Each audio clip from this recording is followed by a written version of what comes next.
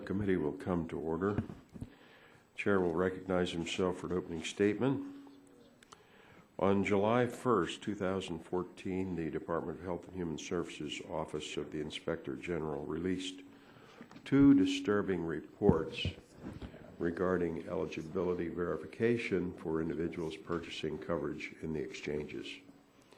According to the reports, between October 1st and December 31st, 2013, OIG identified 2.9 million inconsistencies between applicants' information and data received through the data hub or from other data sources.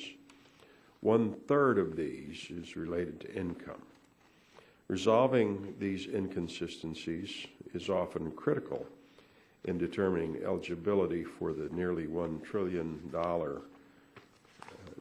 in exchange subsidies that are being spent over the course of the next decade. And this is why Congress passed a law requiring the Secretary of HHS to certify that processes were in place to verify eligibility before subsidies were made available.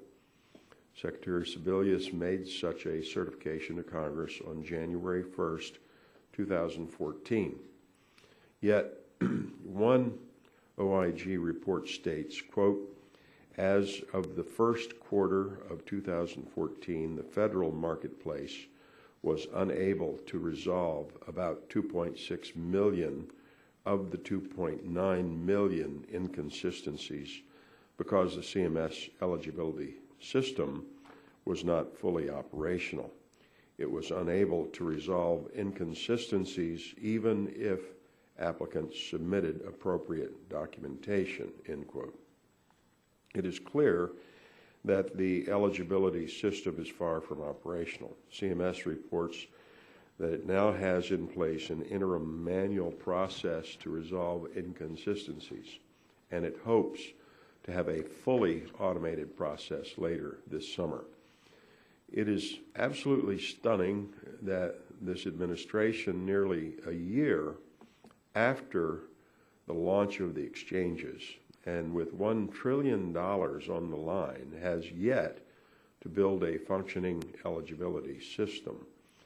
Given the administration's false promises when it comes to Affordable Care Act implementation, CMS hope to have a fully automated process up and running later this summer deserves to be treated with skepticism. From telling Americans falsely that they could keep their health plan and doctors, to Secretary Sebelius' commitment that the exchanges would be ready to launch on October 1st, implementation of this law has been a series of broken promises. Additionally, this problem appears to be getting worse, not better. According to documents released by this committee as of May 27, at least 4 million inconsistencies have been identified. These facts make it clear that the administration is taking a, quote, shovel the money out the door first, verify later, end quote, approach when it comes to exchange subsidies. It is simply unacceptable that CMS does not yet have the internal controls necessary to validate Social Security numbers, citizenship, national status, income, and employer-sponsored coverage. Americans sending taxes to Washington don't deserve to have their money so blatantly disregarded by a federal government that is supposed to serve them. OIG has recommended that CMS, quote, should develop and make public a plan on how and by what date the federal marketplace will resolve inconsistencies, end quote.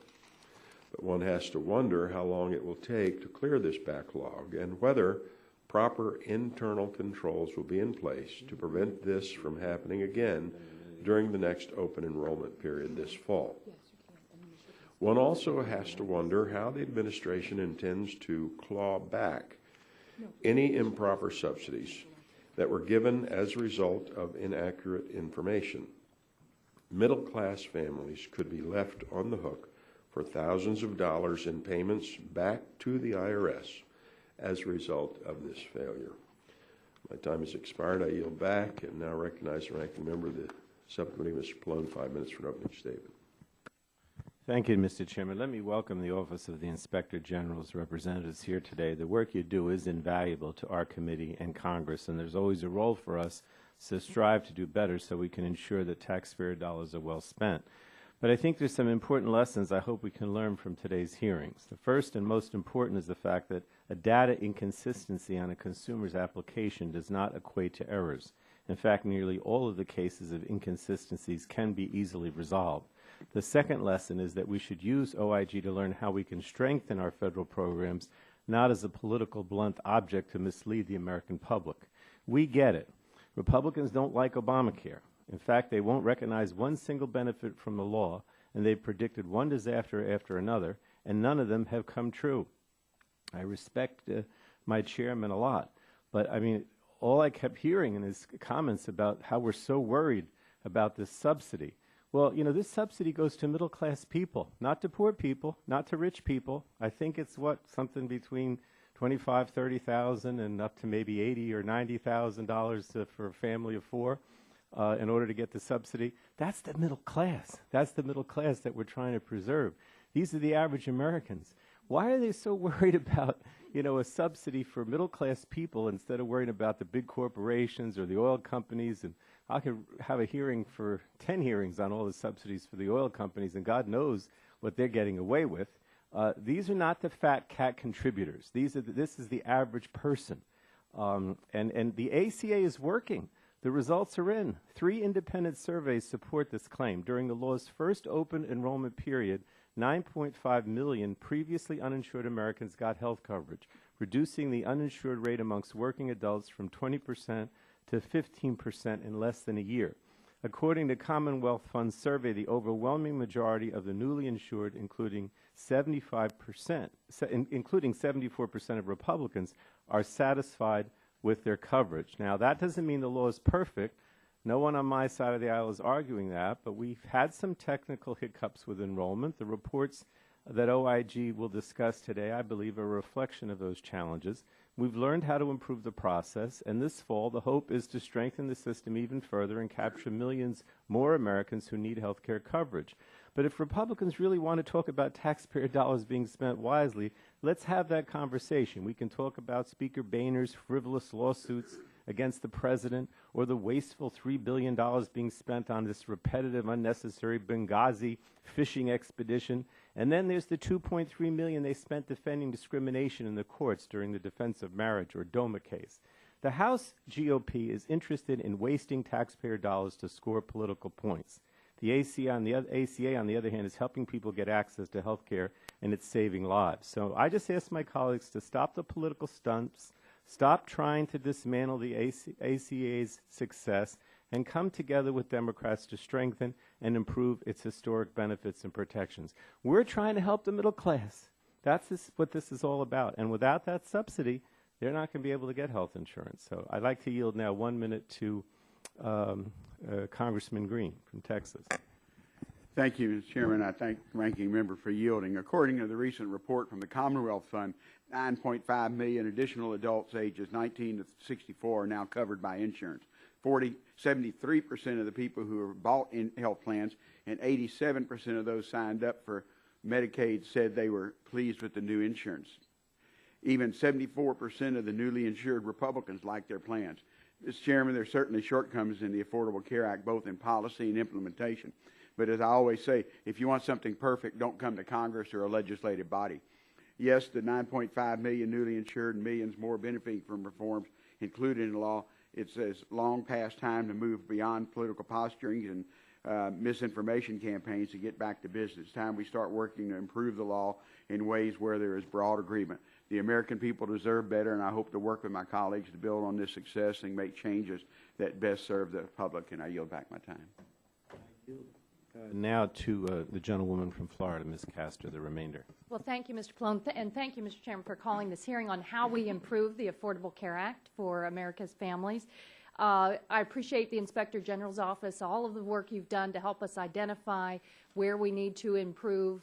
Why is this important? Millions and millions of Americans are depending on us. And I look at my home state of Florida, we surprisingly had 1 million Floridians sign up through the federal marketplace. It's remarkable. But now we're going to face a different open enrollment period starting November 15th to February 15th. We've got to ensure that this is working for our families. So help us prioritize where we have to pay additional attention. Help us make this better for America's families. Thank you, and I yield back. Chair thanks the gentlelady. All members' written opening statements will be made a part of the record. On our panel today, we have two witnesses, Ms. Kay Daly, Assistant Inspector General, Office of Audit Services, Office of Inspector General, U.S. Department of Health and Human Services, and Ms. Joyce Greenleaf, Regional Inspector General, Office of Evaluation and Inspections, Office of Inspector General, U.S. Department of Health and Human Services. Thank you for coming. While we have two witnesses on our panel today, I understand their statements are one and the same. So I will ask Ms. Daly to present the joint statement, and then both witnesses will be available for questions from members. Ms. Daly, you will have 5 minutes to summarize your testimony. Your written testimony will be placed in the record. You're recognized for 5 minutes. Thank you, and good morning, Chairman Pitts, Ranking Member Pallone, and other distinguished members of the committee. Thank you for the opportunity to testify today about two new reports from the Department of Health and Human Services Office of Inspector General. These reports provide a first look at a critical component of the health insurance marketplaces that were established under the Affordable Care Act, their verification of enrollee eligibility. Accompanying me today is Joyce Greenleaf, our Regional Inspector General for Evaluation and Inspections. First, I'll highlight our report, which responded to a congressional mandate to examine the effectiveness of enrollment procedures and safeguards. Then I'll talk about our companion report, which addressed a specific risk area, the inconsistency resolution process. Our mandated work examined and directly tested internal controls at the federal, California, and Connecticut marketplaces. These controls related to verifying the identity of applicants and application information, determining eligibility of applicants for enrollment in qualified health plans, and maintaining and updating enrollment data. Our period of review for that report was October through December of 2013. We concluded that the federal, Connecticut, and California marketplaces had certain procedures in place to verify an applicant's information. However, not all internal controls were effective. The presence of an internal control deficiency does not necessarily mean that applicants were improperly enrolled in health plans or in insurance affordability programs. Other mechanisms exist that may remedy the internal control deficiency. These deficiencies in internal controls may have limited the marketplace's ability to prevent the use of inaccurate or fraudulent eligibility information. We recommended in this report that CMS and the Connecticut and California marketplaces take actions to improve internal control deficiencies. These include verifying the applicant's identity, determining the applicant's eligibility, and maintaining enrollment data. For the companion report, we analyzed from a national perspective how marketplaces resolved inconsistencies between applicants' self-attested information and other data sources. We obtained data from the state marketplaces from October through December of 2013, and for the federal marketplace, we analyzed data through February of 2014. During those time periods, many marketplaces were unable to resolve most inconsistencies. Most common were related to citizenship and income. The federal marketplace was unable to resolve 2.6 million of 2.9 million inconsistencies because the CMS eligibility system was not fully operational. The ability to resolve inconsistencies varied across the marketplaces. 7 state-based marketplaces reported that they were able to resolve those inconsistencies without delay. Now, inconsistencies do not necessarily indicate that an applicant provided inaccurate information, nor do inconsistencies equate to errors in enrollment in health plans or insurance affordability programs. However, marketplaces must resolve these inconsistencies to ensure eligibility is accurate. So accordingly, we recommended that CMS develop a plan for resolving the inconsistencies in the federal marketplace. We also recommended that CMS ensure that inconsistencies in state-based marketplaces were resolved according to the federal requirements. These are the first 2 reports in a series related to operations of the marketplaces. We have a substantial body of work underway and planned to ensure that taxpayer dollars are spent for their intended purposes in a system that operates effectively and is secure. This work will examine additional critical issues related to eligibility systems, payment accuracy, contract oversight, data security, and consumer protection. So I want to thank you all for your interest and support for the OIG's mission and for the opportunity to discuss our work today. We're happy to answer any questions you may have. Chair thanks the gentlelady for testimony. We'll now begin questions and answers, and I'll recognize myself 5 minutes for that purpose.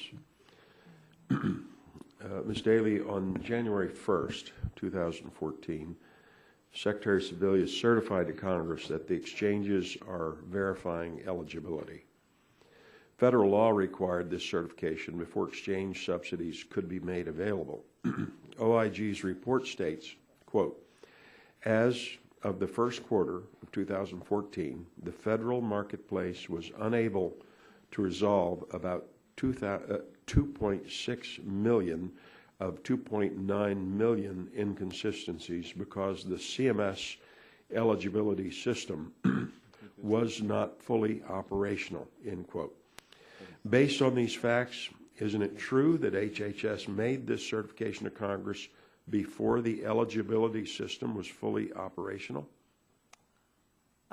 Well, Chairman Pitts, we, of course, looked at the Secretary's report purely for informational purposes and didn't really analyze it to understand more about what was behind that, what the Secretary had available for making that certification. So I really can't speak directly to your question. I'm sorry. Although your statement says because the CMS eligibility system was not fully operational. Do you stand by that statement? Oh, absolutely, sir. All right. Has CMS provided the OIG a firm timetable when their eligibility verification system will be fully operational? No, sir, not to my knowledge. Is it possible that these inconsistencies will not be resolved by the next open enrollment period, which starts in November of 2014? Well, we have work ongoing in that area right now, but I really don't know about any definite timetables nor when they may be fully operational at that time. Ms. Greenleaf, did you want to add to that? I would add that in CMS's comments to our report, they indicated they had implemented an interim manual system to address the inconsistencies that they were unable to address during the period of our report. And CMS said it would, reported to us that it would have an automated system by the end of the summer. We have not followed up as yet, but we do have a tracking system in place to monitor the implementation of the recommendations. Thank you. The OIG is focusing on several areas of work to conduct oversight over spending under the Affordable Care Act. Understanding that much of the scope of the work is fluid, can you highlight some of the specific areas of work your office intends to focus on? I'd be glad to do so, sir. Our office has embarked on a strategic approach to looking at the marketplaces, and we've developed a strategy we refer to as PECS, and that stands for Payment Accuracy, Eligibility, Contracting, and Security. And with that, we have a number of work planned and already underway looking at payment accuracy. How accurate are the payments that are going out to insurers, and also we are starting work looking at payments, within the context of providing subsidies and things of that nature. Further, with our eligibility work, this is just the first and other jobs that we have planned and underway to look at eligibility. We've started work at other state-based marketplaces to understand what, their systems were, and doing additional work at the federal marketplace also. For contracting, we're looking at several aspects of the contracting that was involved in development of healthcare.gov. And then finally, with security, we are looking at the information security that's designed to protect the information in these marketplaces. All right. The OIG report states that the administration did not have effective controls in place to perform basic tasks. Can you elaborate on this and tell us what HHS has done to date to alleviate this problem, either one of you? Right. Well, with that, I'd be glad to talk about some of the issues that were in our mandated report. For the federal marketplace, we found that some Social Security numbers were not always validated through the Social Security Administration. And CMS has advised that they are, following up on these issues and trying to identify any particular issues that were causing that from a systemic approach. With that, there were the inconsistencies in eligibility data that we had talked about, and we've already identified. They had said they had put in an interim system and were continuing to address those inconsistencies, and that a more formal process will be in place later. Last, we saw that there was not the system functionality to allow enrollees to update their information that was in the system. CMS advised us in agency comments that they had taken steps to update, to allow the functionality so that that information could be updated. So we've not had a chance to go back and look at how well that is functioning at this time. Ms. Greenleaf, can you elaborate a little more? I would just reiterate what I said previously regarding the inconsistencies. That was the priority concern in the report that dealt with the inconsistencies, and we called on CMS to fix that and make public a plan, and we'll be monitoring their response to that through our formal tracking system. My time's expired. Chair recognizes the ranking member, Ms. Pallone, 5 minutes for questions. Thank you, Mr. Chairman. It's not a surprise anymore that my Republican colleagues never want to talk about the good news with the Affordable Care Act. 8 million signed up for private plans, 6.7 newly enrolled in Medicaid, 3 million young adults on their parents' plans. The list goes on. For years now, the GOP have ignored the financial assistance available through the marketplaces. They put out misleading analysis claiming massive premium increases, and they've never once admitted that the vast majority of enrollees will qualify for assistance and that coverage will become extremely affordable. But here are some facts. This year, tax credits cut the average enrollee premium by 76%. The average premium consumers are actually paying for dependable comprehensive coverage is $82 per month. 70% of people getting financial assistance pay less than $100 a month. 50% pay less than $50 per month. And this is incredible news, and that's why the Republicans, of course, don't want to talk about it. Instead, they claim there's widespread fraud in who's getting the financial assistance. And the reports our witnesses are discussing today address the eligibility checks on the front end. And as we've heard, an inconsistency does not necessarily mean an individual is getting an incorrect subsidy. So I'll say, Ms. Greenleaf, but whoever can answer, isn't it correct that your report states, quote, inconsistencies do not necessarily indicate that an applicant provided inaccurate information or is enrolled in a qualified health plan or is receiving financial assistance inappropriately? That's correct. Inconsistencies can occur for both eligible and ineligible applicants. And thank you. An inconsistency on an application should not be a surprise. Automatically checking dozens of pieces of application data against a variety of federal databases is not a simple thing. In fact, a family of 4 could generate 21 different inconsistencies on their application. And that's why the lead contractor responsible for resolving these inconsistencies said he was not surprised by the number of inconsistencies. If a consumer includes a hyphen in their name on their application, which does not appear in federal databases, that could generate an inconsistency. If a consumer had recently moved, that might generate an inconsistency. But those are clearly not examples of fraud or misrepresentation. They are harmless. Similarly, with regard to income, the marketplace checks individual income off of 2012 tax data. So it would not be a surprise if their 2014 income data was different than 2012. Again, Ms. Greenleaf, isn't it true that an income inconsistency does not necessarily mean an individual is getting too much or too little financial assistance? It doesn't necessarily mean that, no. As I mentioned previously, both eligible and ineligible applicants can have inconsistencies, and the law anticipated the existence of inconsistencies. What's concerning is the number of unresolved inconsistencies. Okay. Now, again, CMS has resolved more than 460,000 inconsistencies and has a process in place to resolve the remaining inconsistencies this summer. So, Ms. Greenleaf, CMS concurred with your recommendation to make public their plan to resolve inconsistencies. Isn't that correct? We have not received CMS's official response outside of what's in the actual report yet. So they have a certain amount of time to respond to the recommendations officially. In its comments to our report, they did indicate the interim manual system and later this summer to fully automate. So we will be monitoring that closely through our formal tracking system. And isn't it correct that in their response to your recommendations, they wrote, and I quote, "The FFM now has in place an interim manual process that allows it to reconcile inconsistencies and plans to implement the automated functionality this summer." CMS did say that in its response to our report. I'm just pleased that the IG is monitoring the agency's work, but the progress CMS has made to address these issues is important. And I guess, look, I am just so frustrated by the fact that the Republicans are ignoring all this in order to score political points. I mean, again, we're talking about middle-class people here. We're talking about someone who's trying to fill out a form.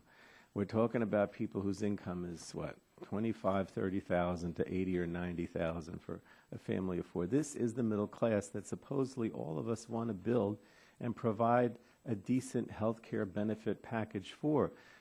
I'm not saying we shouldn't have the hearing, obviously, but I just think that there's so much emphasis on the GOP side on the fact that some, average person is going to commit fraud. And, that's not the case here. This is not a huge problem that's being presented. But thank you, Mr. Chairman. Chair, thanks to the gentleman. Now recognize the gentlelady from North Carolina, Mrs. Elmers, 5 minutes for questions. Thank you, Mr. Chairman, and thank you, Ms. Daly and Ms. Greenlee, for being with us today.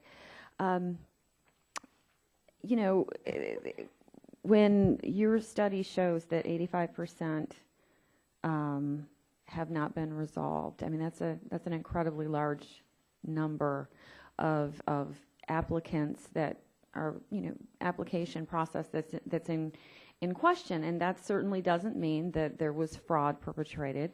It just means that there are inconsistencies, and those inconsistencies need to be addressed.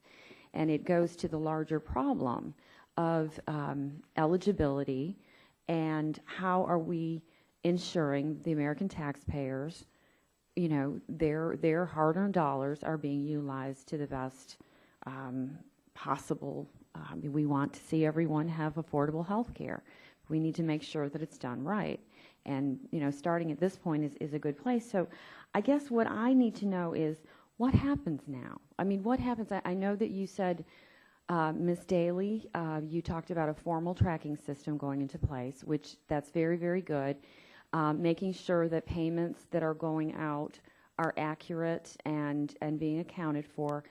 But then, in relation to those who might be in that situation of getting subsidies that might not have qualified, how can we address that issue? I'm glad that there's a tracking system in place for the payments, but how is that going to help us, get to the bottom of the issue? And Ms. Greenlee, if I would like for you to weigh in as well, if you'd like. Well, thank you very much for that question. I think the inconsistency periods, that was set up, as part of the law and the regulations surrounding ACA, because indeed there can be some variations in some of the information. So it gives an opportunity to try to clarify all that. During that period, people are conditionally enrolled in the program until that is cleared up. I think the rules state that if there does turn out to be a case where perhaps someone may have gotten a subsidy that they were not entitled to of whatever nature, financial assistance of whatever nature, there are, plans in place for obtaining resolution on that. So that, for example, with the tax credit, would be worked out, when the consumer files their tax return, next year, and this is all supposed to be reconciled at that point in time. How would it be reconciled, though? Because basically, aren't they paying a certain premium amount or getting a certain tax credit at that level? Because would they or would they not be paying more for their health care coverage if there is an inconsistency that's found to be accurate, essentially meaning that they did find the inconsistency, and then someone is, how do you make up that difference? Ms. Greenleaf. I think that happens, it's my understanding, through the reconciliation process with the IRS. So it could be that some applicants would be owed money and others would in fact owe money. So it could be determined either way. They can lawfully enroll during the 90-day inconsistency period, after which a redetermination is supposed to be made. But Okay. And then I guess there again, from what you're saying, the IRS then becomes the enforcing body that will make sure that this happens. That's my understanding, yes. Okay. Well, thank you. And I really, Mr. Chairman, I don't have any more questions, so I yield back the remainder of my time. Chair thanks the gentlelady, and now I recognize the gentleman from Texas, Mr. Green, 5 minutes for questions. Thank you, Mr. Chairman and Ranking Member Pallone for our witnesses for their testimony today. I want to start by echoing my colleagues. Inconsistencies are not the same as errors or fraud. It is incorrect and deliberately misleading to refer to them that way. According to John Lau, Vice President of Serco, the contractor responsible for obtaining the necessary information to address enrollment inconsistencies, 99% of the inconsistencies in marketplace applications are innocuous. It's also disingenuous to suggest such consistencies are specific to the Affordable Care Act. Federal and state programs where eligibility must be verified, such as Medicaid, all face the challenges of reconciling inconsistent data and applications. However, in Medicaid, eligible applicants are put on a waiting list while the discrepancy is sorted out, forced to go without health coverage for however long it takes. Under the ACA, Americans can enroll and get coverage immediately. The inconsistencies, which I repeat, are 99% innocuous in ACA applications, are going to be resolved at some point. But we feel it's better for people to get coverage after applying instead of going on a waiting list indefinitely. Ms. Daly and Ms. Greenleaf, other federal programs have to verify individuals' eligibility through application process. Isn't this correct? Yes, sir. Okay. So inconsistencies in applications are not unique to exchanges created under the Affordable Care Act. Yes, sir. Okay. Thank you. In the Medicaid program, eligible applicants are put on a waiting list until their inconsistency is fixed and applicant can access coverage. That's partly why we have a massive backlogs in Medicaid applications in states around the country. That's not a solution at all. Given the unknown nature of health care, you never know when you will need it. It's long overdue that we move beyond efforts to undermine, repeal, or create unwarranted alarm for a political game about the ACA and get back to the business of serving the American people. I have time left.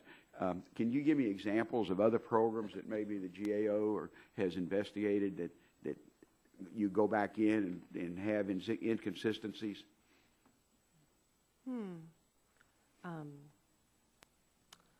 I'm sorry, but just nothing is coming to mind at this point in time, but I'd be glad to get back with you on Okay, if that. you would, and share it.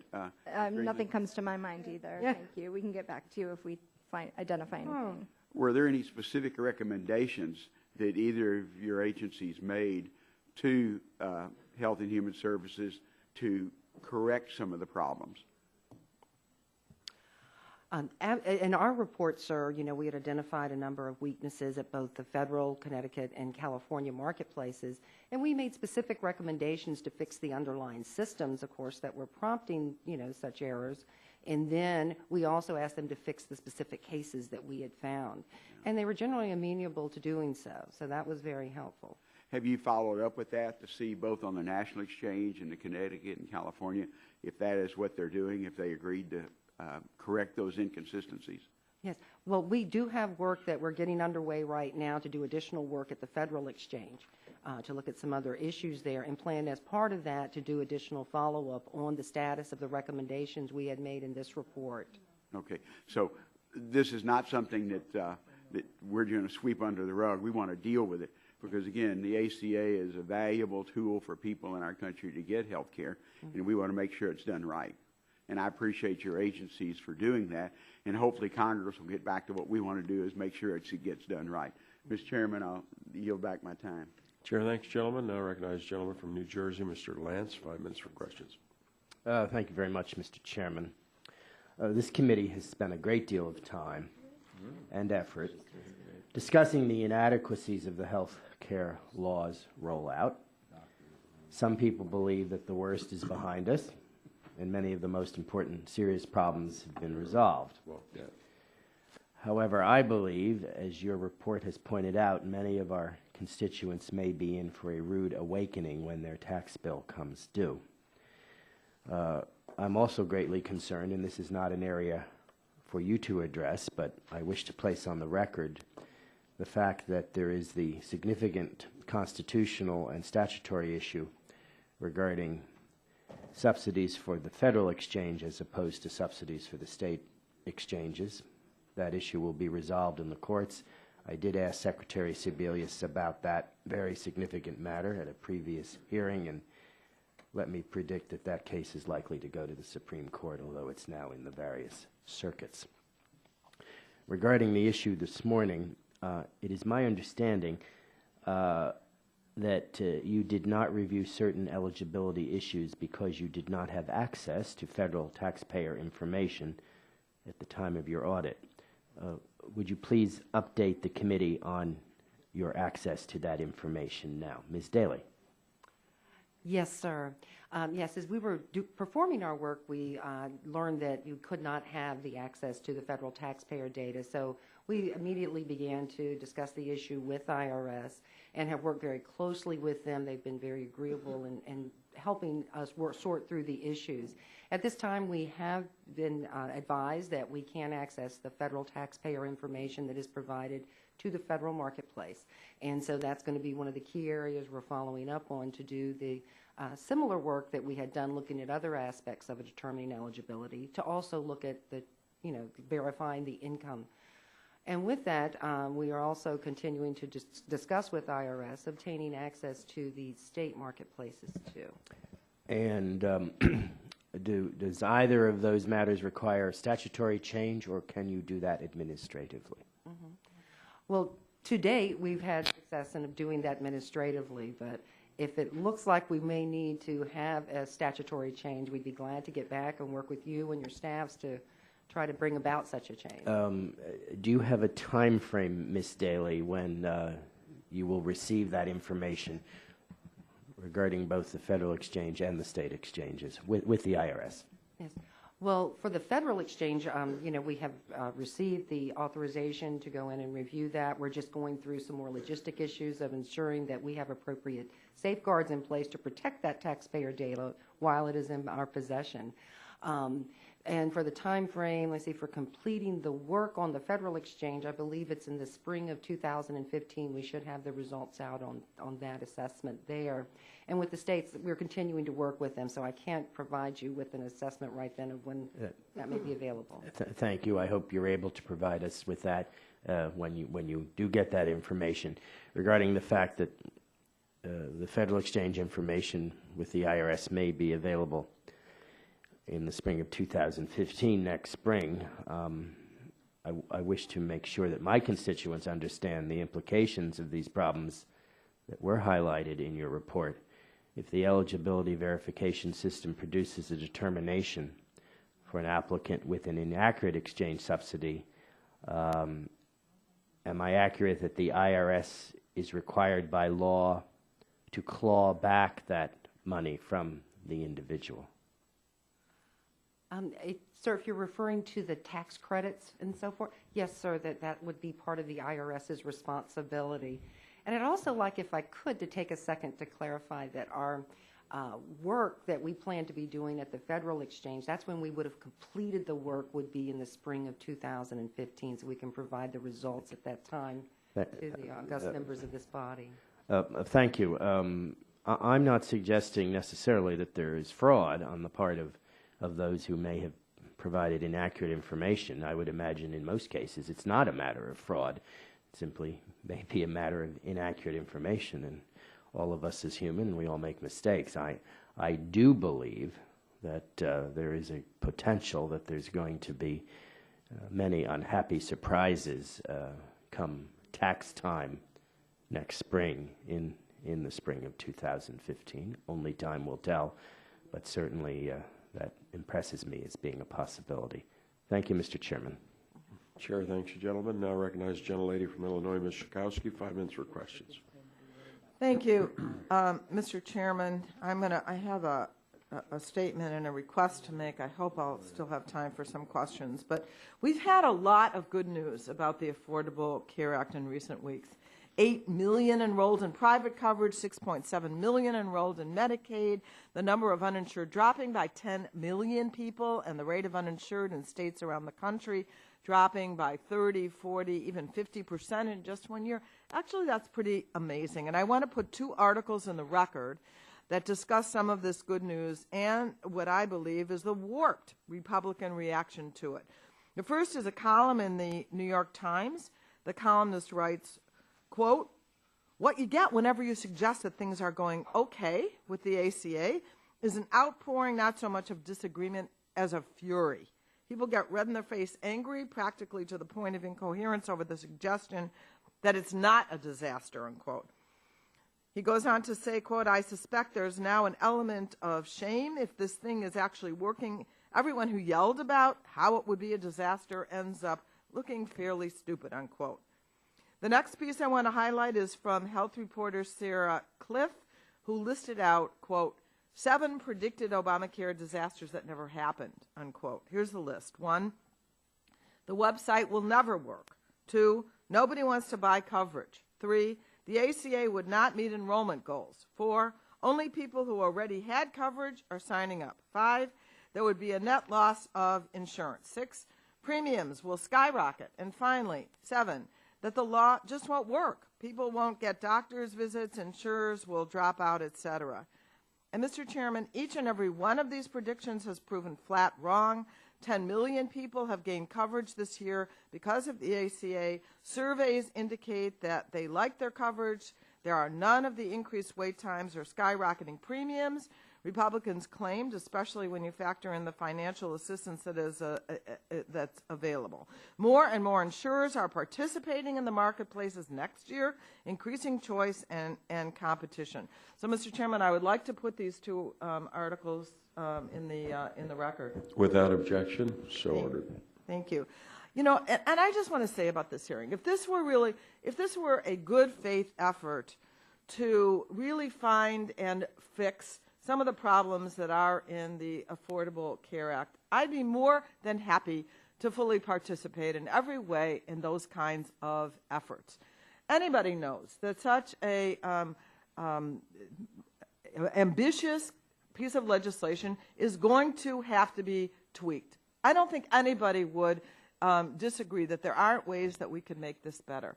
But time after time in this committee, what we do is look for ways to simply attack the law, suggesting that it is just horrendous, it's unworkable, when we know that it is helping millions and millions of people. 74% of Republicans who have signed up said they like that.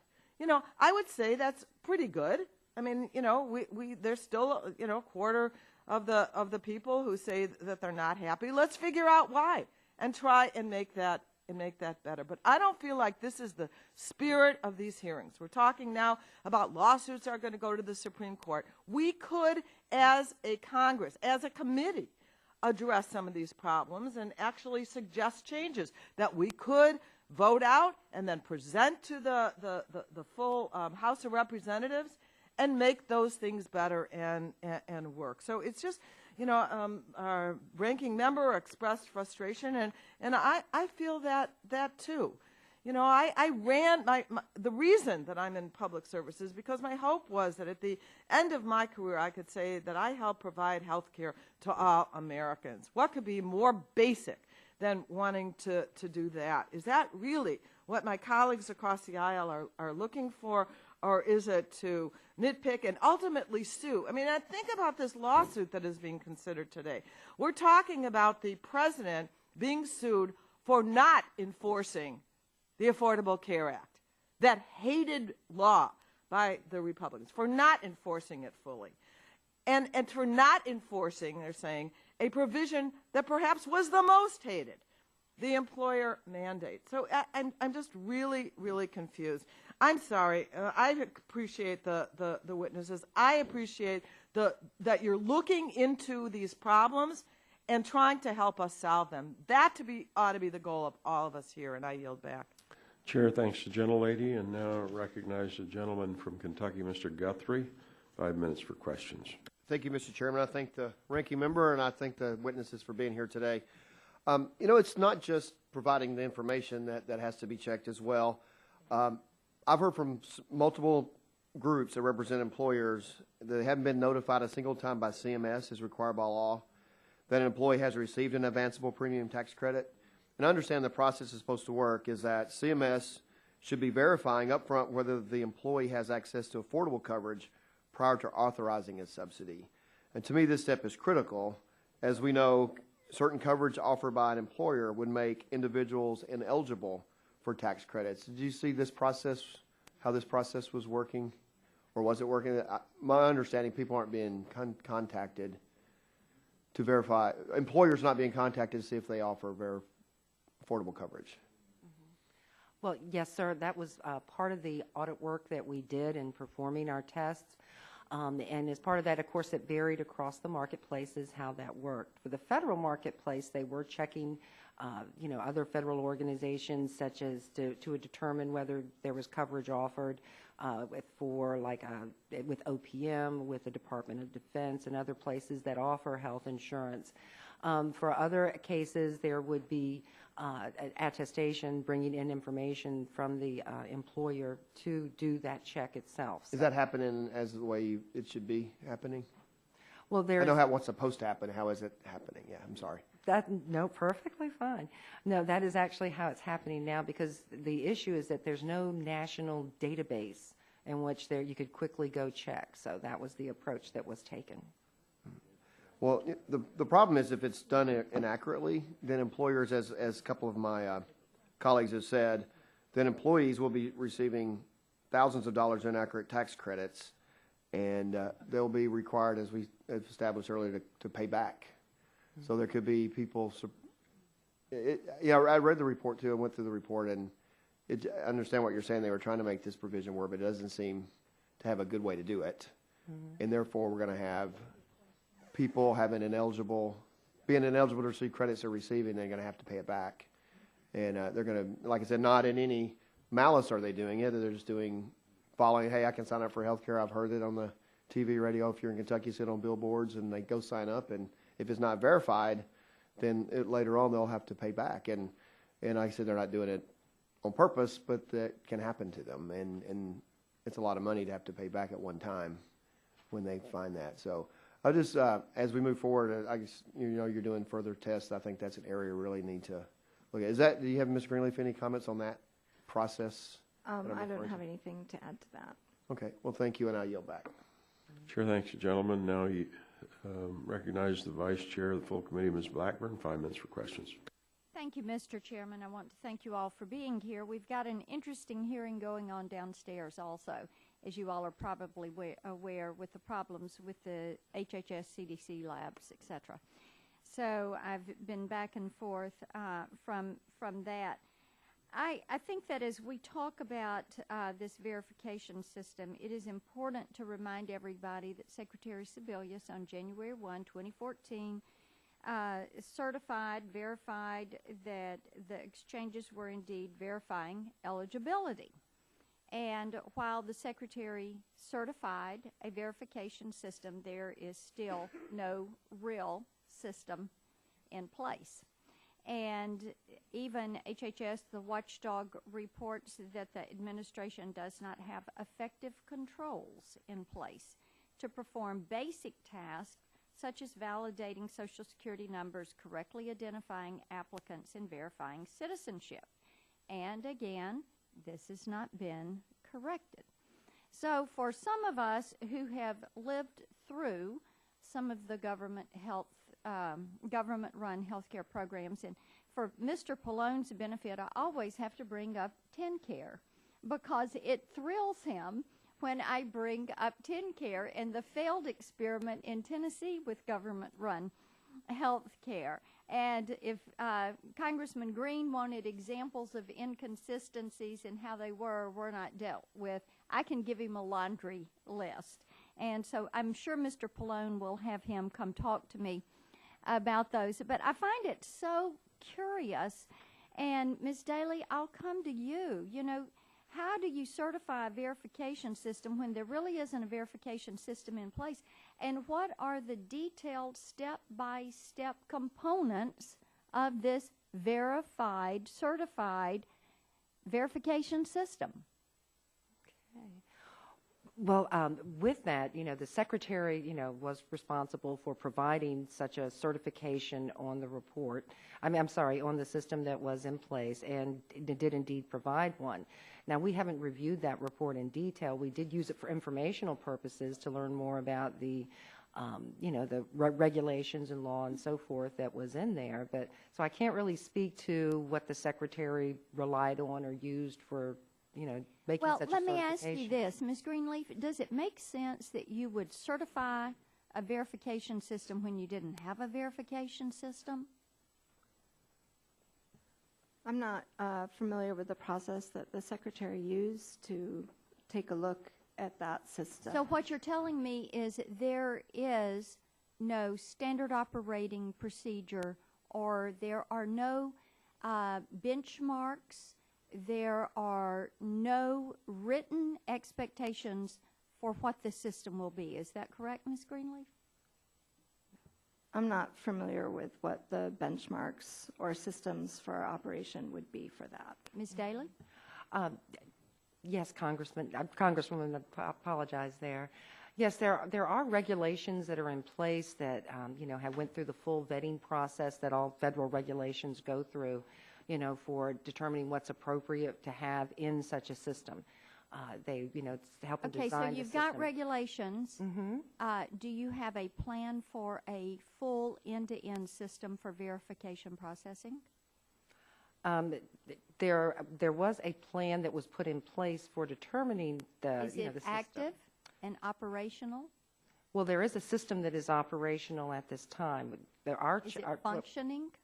Our report identified that some of the controls in that system weren't functioning as they were planned to do so within the regulations. Some were, some were not. Okay. Mm-hmm. So still, they don't have their verification processes in place end to end. That would be fair, yes, because we identified some that weren't operating as they should at that point in time. So as long as we have that failure, that systemic failure, we cannot certify that the subsidies are working appropriately, and people that are receiving taxpayer money, and this is something I think everybody needs to remember. This is not federal government money that is making the subsidies.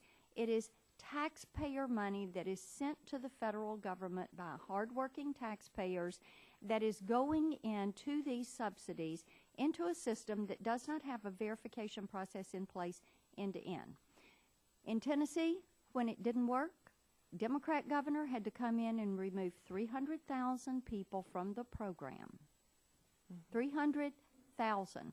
Now, you say that times 50, and you see the problems we're going to be up against because we don't know who's getting the money. I yield back. Chair, thanks, gentlelady. Now I recognize the gentleman from Virginia, Mr. Griffith. 5 minutes for questions. Ms. Daly, I'm going to pick up a little bit where Ms. Blackburn left off and appreciate her questions. You know, the administration, when dealing with criticisms about the implementation of the website, likes to come back and say, well, it's better now. And in October, they did not have a fully operational back-end eligibility system. And yes or no, based on your testimony here today, it sounds like to me they do not currently have a fully operational back-end eligibility system. Isn't that correct? Yes or no? It depends on the time. The time frame that we looked at covered the period through December of 2013. So that's what we focused on. Okay. But you indicated that some were working and some weren't, but right now, it's not working right now completely. Isn't that correct? I can't speak to what's working right now, sir. I'm sorry. All right. But if they did have a system, you wouldn't have expected the document from CMS to have been released last month indicating the number of individuals enrolled in the exchange plan And when the committee received that document, if you could read the part, I believe it's been given to you or Ms. Greenleaf on page 3 of that document provided by CMS to the committee. And that last statement says, if you would read that for us, please. Yes, sir. I did receive that document, and just wanted to acknowledge that I've not had a chance to analyze this, and these aren't the IG's data by any means, but I'd be glad to read it for you. Yes, ma'am. Current data indicates that 2.1 million people who are enrolled in a qualified health plan, or QHP as it states on the document, are affected by one or more inconsistency. All right. Now, if there was, in fact, a fully operational back-end eligibility system on January 1, we should not have this problem. Isn't that correct? Yes or no? Fully out, yeah. On January 1. I would say that that would be a fair statement, that we would have, you know, a fully operational system on January 1, and our work showed that that was not in place. That was not in place. And so then when Secretary Sebelius certified to Congress that system did in fact work, she would have been mistaken. Isn't that correct? I really can't respond to that. Okay. I'm not asking you whether she was doing anything intentional or whether she was given bad information. I'm just saying she said it worked. It didn't work. You know it doesn't work. Therefore, she had to be mistaken. Isn't that correct? Well, I think the issue is that the... It's yes or no. Either she was mistaken or she was correct. If she was correct, it worked fine. You've already told us it didn't work fine, so the answer should be yes, shouldn't it? Well, I think... I know you don't want to say she's mistaken, but wasn't she mistaken? Well, I have to read very carefully how that certification was worded. And quite frankly, I have not done so. All right. That being said, let me take a minute, Mr. Chairman, if I might, to respond to some of the things that were said earlier about the Obamacare not being a disaster. My constituents feel it is a disaster. Let me go through a few of the things that were raised in the point by the gentlelady previously. Talking about the suit for the president, she indicated that we were suing the president for not going forward with Obamacare in parts that we didn't care for. While that's true, the real reason for the suit is that the president is not faithfully executing the laws passed by Congress. Whether I like the law or not, the president ought to execute the laws passed by Congress and not suspend the law and then reinsert his own legislation into that. Further, I would say, Mr. Chairman, she said that, you know, we could fix it. I would submit Dr. Frankenstein couldn't fix his monster. We're not capable of fixing Obamacare. For people who, she said that premiums are not skyrocketing. I don't know about her district, but in my district, people are finding that their premiums are going up at a substantial rate. They would tell me, and they do on a regular basis, that it is in fact skyrocketing. And then, you know, she said that it was working. Look, for my folks, and I represent what I call the cornucopia of Virginia, that part that comes out of the deep Southwest and spills out into the rest of the state. We border the states of North Carolina, West Virginia, Tennessee, and Kentucky. We have split cities in two: Bluefield, Virginia, West Virginia, Bristol, Virginia, Tennessee, where the main commerce street is State Street, and the line is right down the middle of the main street of commerce. But you can't go to a hospital if you live on one side of State Street that's more than one county out if you're in the Obamacare plan. You can't go to a hospital in West Virginia. You can't go if you live in Martinsville or in Galax, Virginia. You can't go to Bowman Gray in North Carolina or Duke any longer. You want to say a system is working when people have been able to go to teaching hospitals in the past, and now they have to drive a lot further to get to one because of Obamacare? It's not working. I submit that the gentlelady in that case was wrong as well, and I yield back. Chair, thanks, gentlemen, and now recognizes gentlelady from Washington, Kathy McMorris-Rogers, for 5 minutes of questions. Thank you, Mr. Chairman, and I appreciate you both being here today. I wanted just to reinforce before I went to my question that the administration didn't make a pledge to prevent fraudulent payments. The law states that only certain individuals are able to qualify for subsidies and that they must be able to prove citizenship. And it's just another example of the administration ignoring the rule of law. My questions. First, the Secretary has refused to release any more enrollment reports after the one they released in May. Do you think continuing the issuing of these reports to Congress and the public would be helpful? I'm not certain that the Secretary is compelled to do so under any law or anything of that. Do you think it would be helpful? I think it would be helpful. Okay, thank you. After your analysis of the federal marketplace and the 2 state marketplaces, do you think these exchanges are able to start reporting on who has actually been paying their premiums? Well, I'm sorry, I'm not positioned to answer that at this time on the current status of what's going on at the marketplaces. Do you know how soon we will have a sense as to who is actually paying their premiums in these exchanges? Well, we do have a variety of work that's planned and underway looking at further operations of the marketplaces. But I think we're going to be looking at the state marketplaces. We've already got that work started on the ones we had not already reviewed. And that work is going to be coming out probably sometime in the winter and spring of next year. And it's going to be, because there are quite a few, there's a number of reports that will be coming on that. Is it the goal to better clarify actually who's been paying premiums and not? Is that going to be part of the goal? Well, I think who's paying the premiums on the insurance, we are looking at this time at how the premiums that are being paid, if they're going to the right insurers, but whether the insuree, the person that's gotten the insurance, is making their premium payments is not an issue that we had focused on at this time, but we'd be glad to work with your staff to understand more about, some of the implications surrounding that and to see if we can, get the resources to work that into our work plan. Now, I know that your report focused on the federal marketplace and the state marketplaces in Connecticut and California.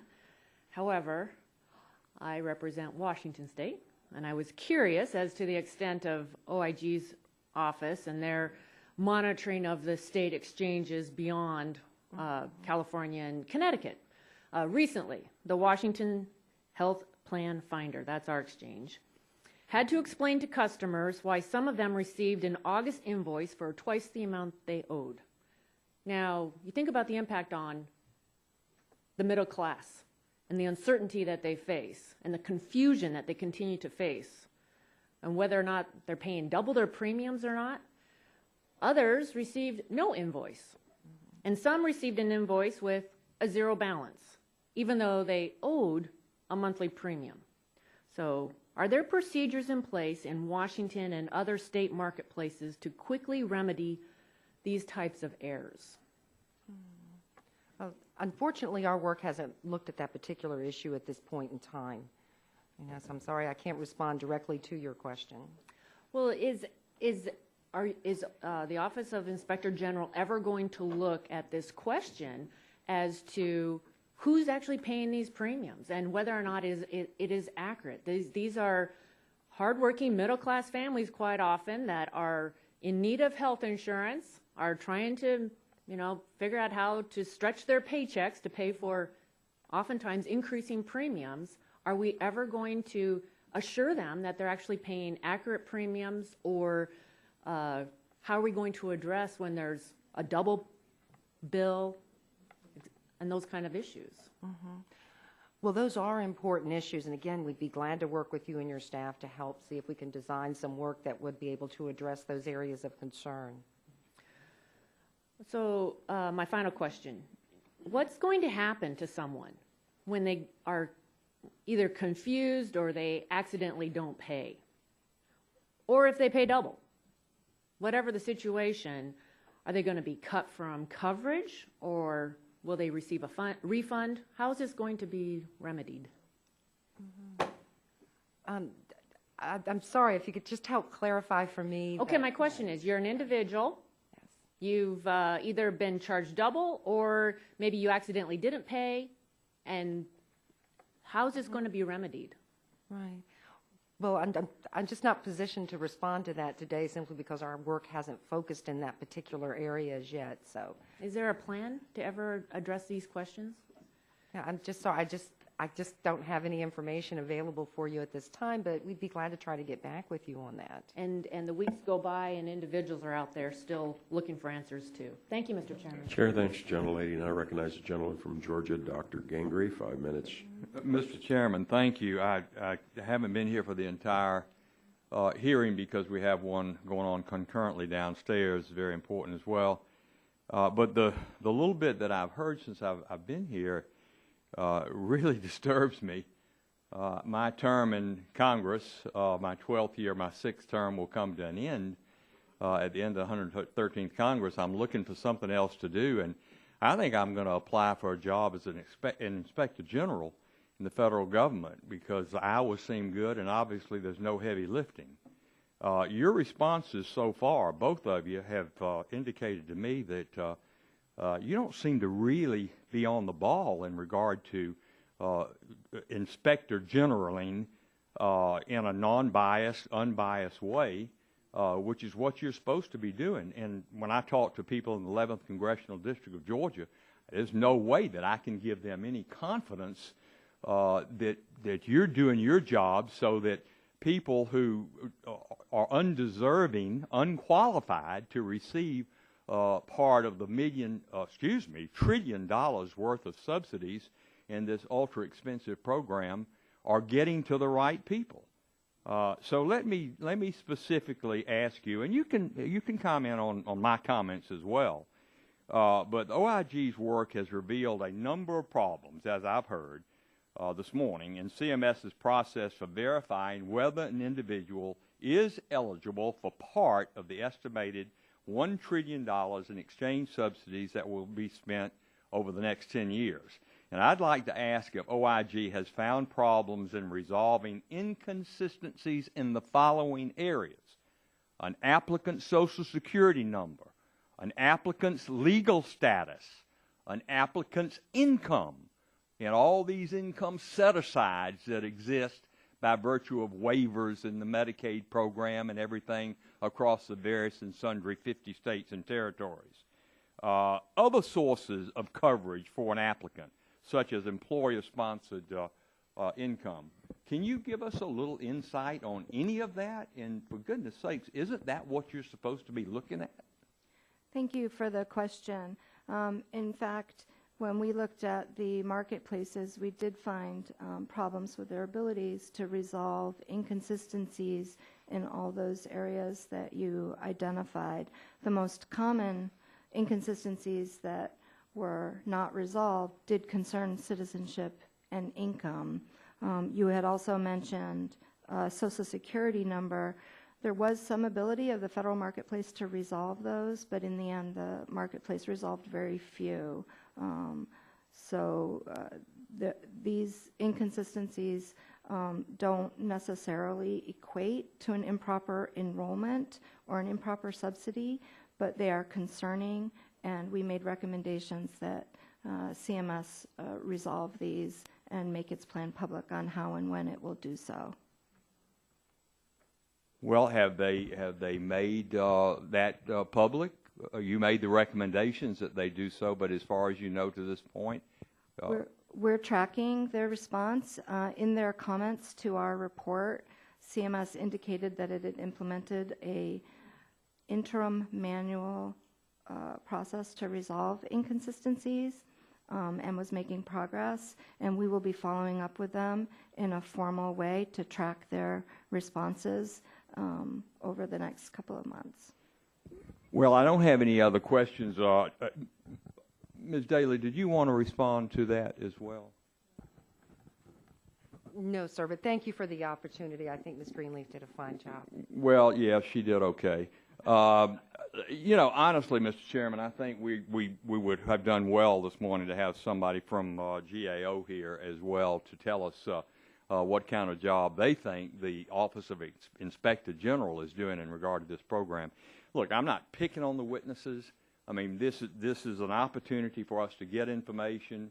There are people out there that need and deserve these subsidies that, after all, the PPACA was put in place for the supposedly 15 to 20 million people who, through no fault of their own, couldn't afford health insurance because of low income. And yet, if we got people gaming the system, other people are suffering because of it. They're not on the program, maybe. And then those that are not eligible for a subsidy, it just simply means that their premiums, their deductibles, their copay are going through the roof. and they're just going to throw up their hands and say, I'm not going to buy into this system. I'll pay the fine and go bare.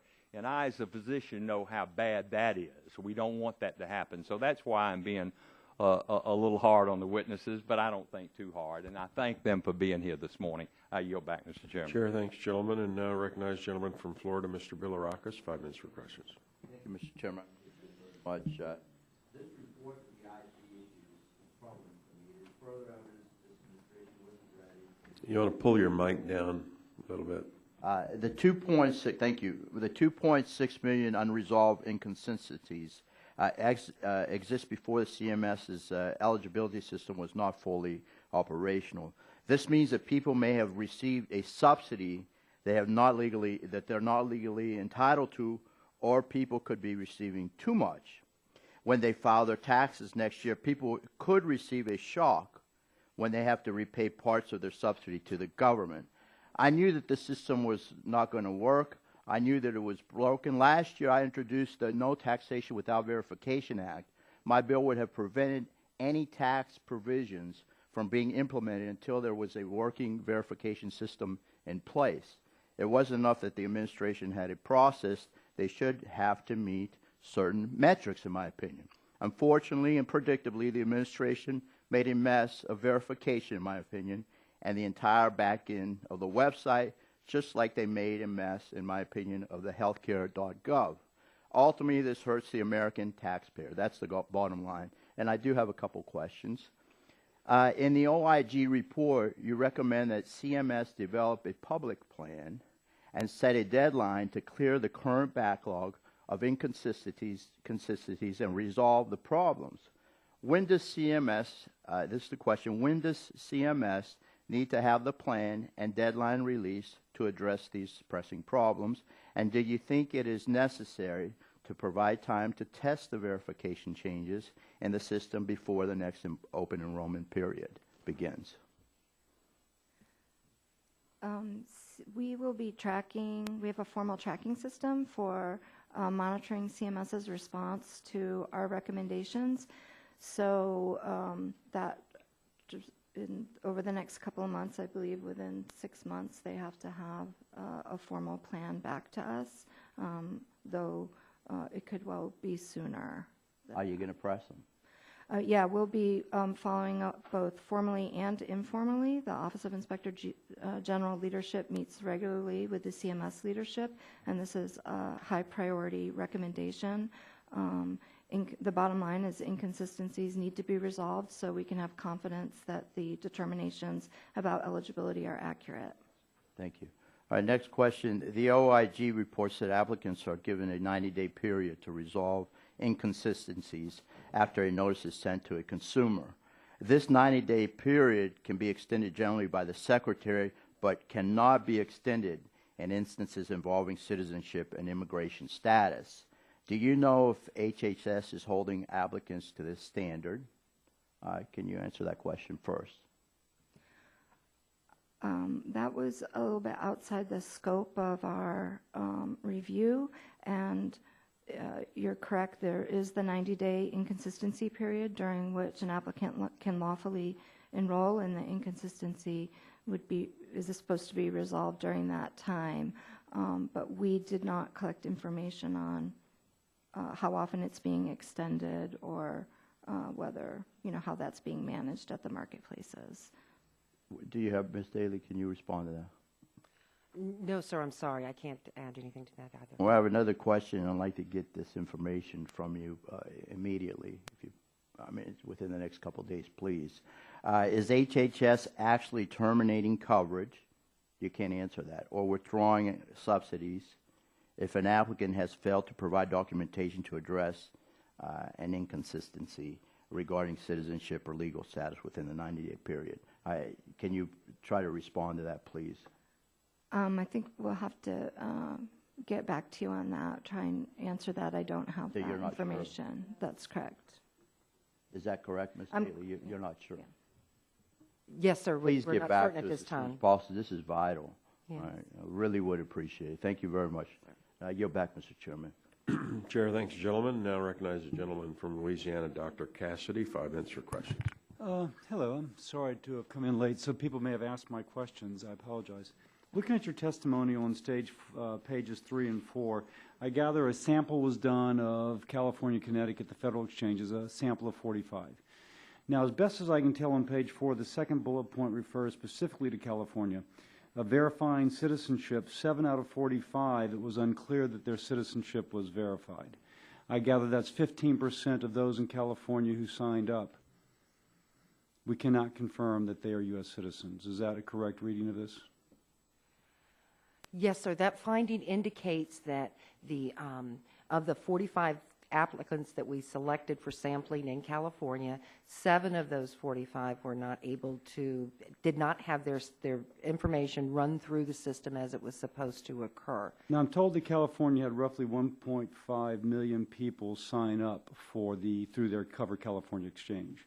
So potentially 15% of those, or 225,000, were not citizens, potentially. I would caution against Accept that. Extrapolate those results. The type of sampling that we did wasn't the type that you could use for extrapolation purposes. It was simply to provide a yes or no answer. Was the action done, yes or no? But it was a random sample, I presume. Yes, sir. So as a random sample, theoretically representative of the whole, granted maybe they just didn't provide, but nonetheless potentially as many as 15% of those who signed up through California were not citizens. Potentially. Fair statement? Well, given the type of sampling that we have done, I there's can't a margin make of that error. extrapolation. Yeah. There's a margin of error, but nonetheless. So this being the case, wow, have you done a follow-up sample larger and more statistically significant? At this time, we've not had an opportunity to follow up with California on this. Now, Ms. Daly, that just seems to beg to be done. I mean, if it's potential, granted, a small sample size with a large margin of error, but if 15% of the people may not be citizens, that actually seems like kind of moves up the list of follow-up actions taken on this sample size. Am I missing something? Well, sir, I think it's really important to recognize that this was a systems design issue.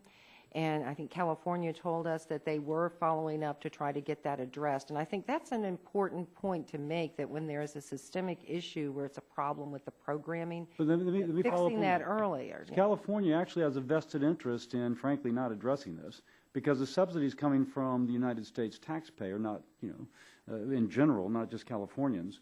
So as I'm also told, 90% of those who signed up on California exchanges receive subsidies.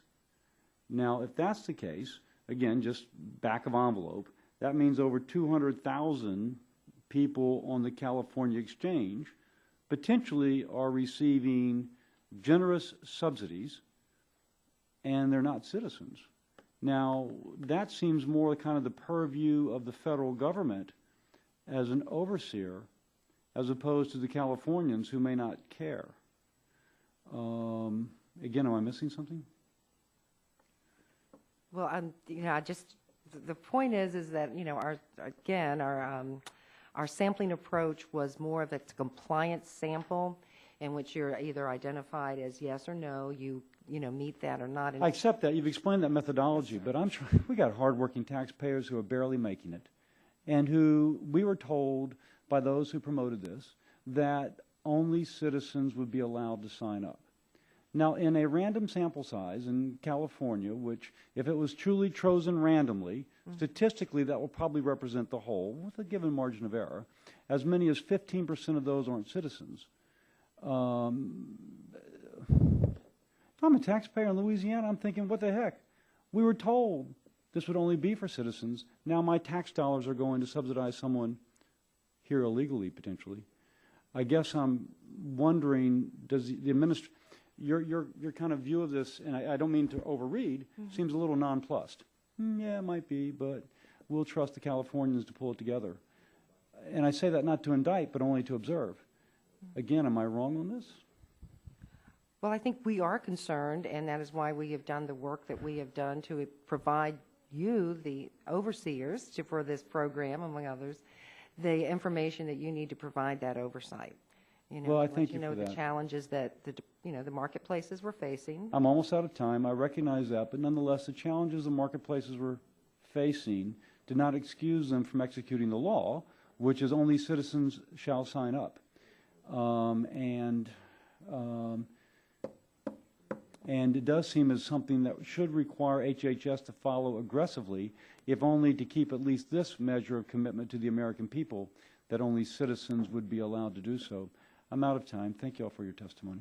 Chair, thanks, gentlemen. Now I recognize the gentleman from Illinois, Mr. Shimkus. 5 minutes for questions. Thank you, and thanks for coming. And I'm sorry I was absent for a lot of it, but that's why I waited in line to hear some of the exchange and the questions. From the Inspector General's Office of Health and Human Services, right? So you're doing an internal review of the sign-ups, proper or improper, and you proffered a report. And I think that's where some of the some of the frustration is some of these things come out in the report. What would compel the HHS or CMS to rapidly respond to fix these deficiencies? I guess that's the concern. Now you're the IG, so all you can do is report, right? You can't go to the new secretary or the former secretary and say, act. Here's a major problem. But I guess from the tone of some of my colleagues, they're not convinced that there was red flags flying that this was a problem and that there may have been a delay. So let me go to the question. I mean, I'm just trying to put my observation in the few minutes I've been here, trying to think through the line of questioning.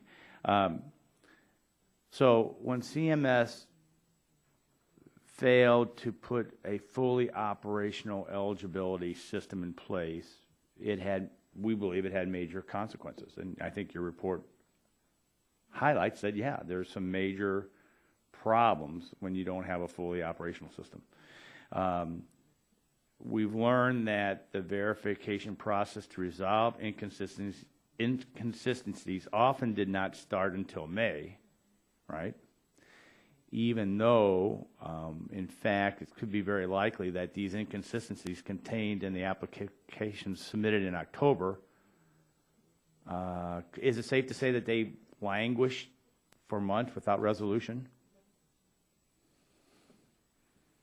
May is outside the period that we report on, and during the period that we report where we say 2.6 million inconsistencies were unresolved is through October through mid-February for the Federal Exchange. So we could say it languished through that period of time, at least. For that period of time, they were unable to resolve inconsistencies, in particular those regarding income citizenship. You think that we can, you don't know for sure, but again, going on some of the lines of the questions, is it safe to guess that some of these inconsistencies that you identified are still unresolved? We don't have information to that effect. We will be tracking CMS's response and asked CMS to report back to us in our recommendations regarding I guess that's part of this whole debate and a little bit of frustration. So yeah. So we got the answer that there's an interim pamphlet, all right? But I guess, isn't this compelling enough to say, give us more information now?